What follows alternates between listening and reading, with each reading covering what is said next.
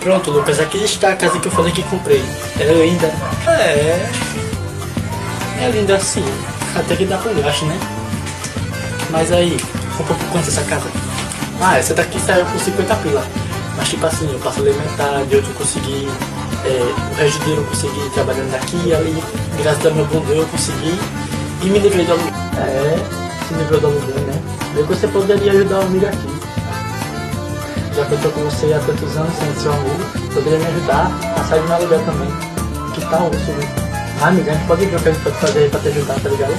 Mas tipo assim, não desista. É sério mesmo, não desista. Eu vou estar aqui com você. Posso não estar ajudando agora, mas eu vou te ajudar. Algum dia eu vou te ajudar, tá certo? Vamos conhecer o resto da casa. Sinceramente, eu não sei como é que você conseguiu essa casinha.